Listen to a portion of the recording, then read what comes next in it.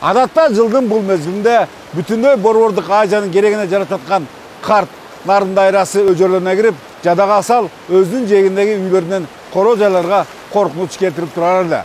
Бирок быйыл өзүңүздөр байкап тургандай сайда суу өтө эле аз. Андыктан азыртан эле энергетика тармагындагы адистердин дүрбөлөң коңгуроосун кагып жатыштын жөнү бар.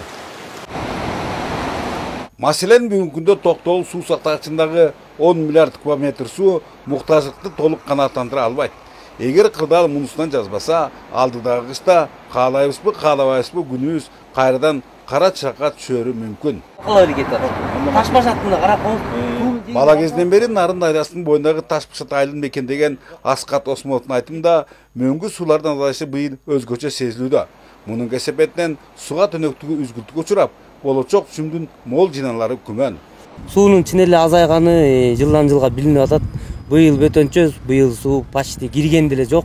Ушу Нарын дайрасы аркы өс берки өскө кагылып согулуп, чырканактардын жарымына чейин кирче эле быйыл андай көрүнүштөрү кишилер деле, эл журт деле байкай алган жок. Албетте, мындай жагымсыздык айыл чарбасы менен бирге эле энергетикага урулган чоң сокку. Демек, мындай шартта ансыз да акыркы жылдары дээрлик 2 эсеге чейин көбөйгөн керектөөчүлөрдүн телегелерин тегиз кылуу ири суммадагы кошумча чыгымдар менен коштоолорун түшүндүрүүнүн кажети жоктур.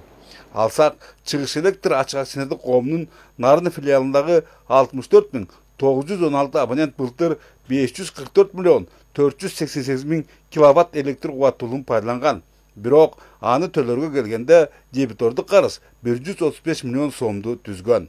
Соцфондко бересебиз бар. Ошо соцфонд где-то 50 миллионго чыкты. Налогко бересебиз бар, 3,5 миллионго бересе чыкты. Эгерде ушинтип кете берсе, анда бизге действительно кыйын эле болуп калат. Эске салсак, уштапта колдонулган электр энергиясынын 1 киловатты 77 тыйын жана ал өндүрүүгө жана бөлүштүрүүгө кеткен чыгымдарды толук жаппайт. Ошону менен бирге эле тармакка зарыл жабдуулар биздин өндүрүштөрдө чыгарылбагандыктан аларды кымбат баада чет өлкөлөрдөн сатып келүүгө туура келүүдө.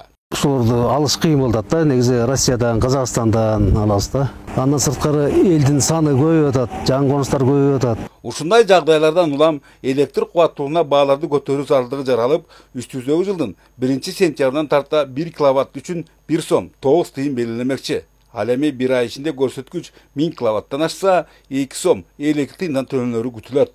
Ошол эле учурда атайын жеңилдиктер каралган бийик толуу өрөөндөгүлөргө жайык иши бирдей 1 сом 9 тыйын сакталмакчы. Биз эзептеп көрдүк, биздин Нарын областына тургундарына эң эле ыңгайлуу тариф экен. Дагы башка тарифтер боюнча айтып кетсек, насосный станциялар көп бизде. Жерлерде сугарат, скважиналарыбыз бар. Булар 1 сом 09 тыйынга токтоп атат. Мына ушундай өзгөрүүлөр күткөн тарифке ылайык өнөр жай, кайры иштетүү ишканалары жана башка өндүрүш объекттери үчүн өзгөчө баалар каралган. Ошондой эле энергия алуунун жана топтоонун башка жолдордо көңүл борборунда турууда. Бөлөкбай Шеримбек, Нурбек Рахманов, ЛТР, Нарын шаары.